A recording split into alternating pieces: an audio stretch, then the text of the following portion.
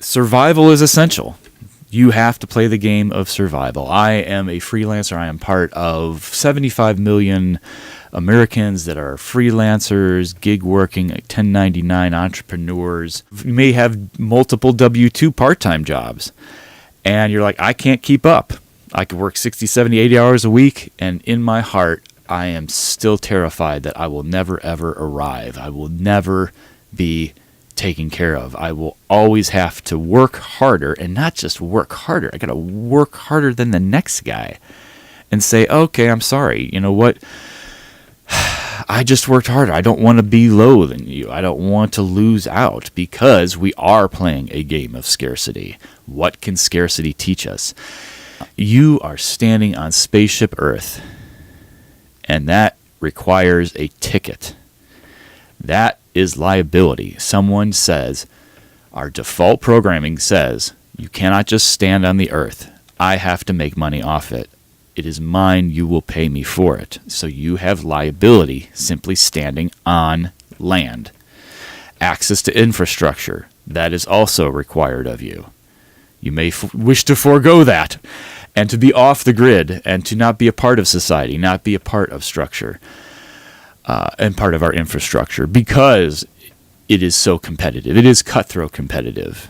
And you're like, I don't feel like I can keep up anymore. I've been there. I've been part of 75 million freelancers that there is no labor laws that we have. There is only the law of labor. You will work.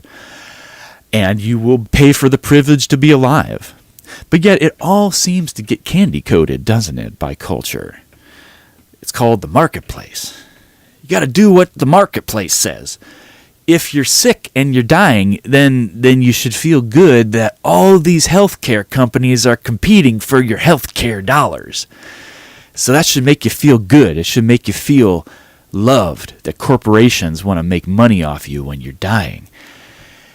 That is a belief. That is a conclusion. That is a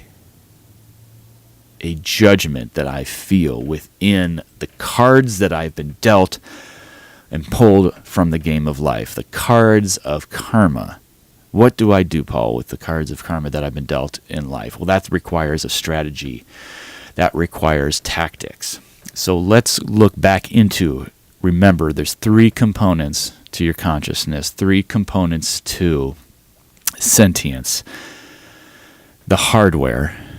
You feel that you are solid. You have a solid body. You have cells, and you can stand on the earth, and then you can elevate yourself through Euclidean coordinates connecting the straight line. What you would consider to be the most simple, the most sturdy, and the most universal of structures is the pyramid, the delta that you see here as your projector. Your source light is coming through, up through here, funneled down and focused. That's why the delta has been considered the ancient symbol of change, this pyramid of power, and it is likewise equally mystifying. The pyramids of Egypt and the pyramid of Giza, all of the pyramids that you see, the pyramids that are being uncovered underneath archaeology, ancient cities. What did these mean? What do we do with our electrical conduits, our hardware? This is our electrochemistry. That is the conduits of our consciousness, our physical consciousness. I am in theater number 9. This is the delta tetrahydro. Cannabidiol is the physicalized version of ourself. We have what is called anandamide inside of us. Ananda is the Sanskrit word for bliss. You may have heard of the mantra Sat Chit Ananda. If you have studied any Eastern meditation, you have heard of that. Ananda. Isn't it interesting that which plugs into our CB1 receptors is anandamide, an analog that provides bliss. Our endogenous cannabinoids that is associated with the essence of bliss inside your theater. What is your electrochemistry? What is the technology of your consciousness, your hardware. You do it every morning. What do you need most of all? What electrochemical do you need every few seconds?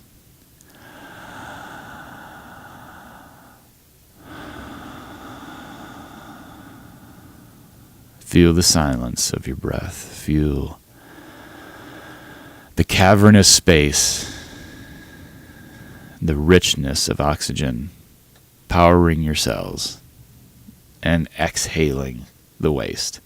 All of these electrochemicals, all of these covalescent bonds are changing and shaping your projector, your pyramid projector.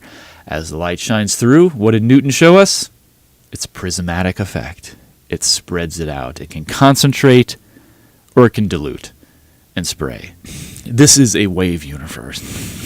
Inside your theater, you are a wave.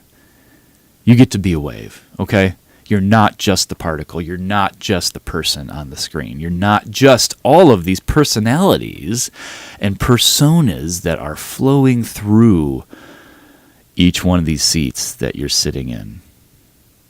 This is the difficult part, that I hear voices inside my theater of thought. I'm not alone. And I start to feel personalities. I start to feel over here is these few potentials, these flow of quanta is just as alive. The wave is flowing through each of these seats. And you feel over here in this section, you start to feel the peanut gallery of your mind, the peanut gallery of your theater, also experiencing the drama, participating with you. Observing and participating and agreeing.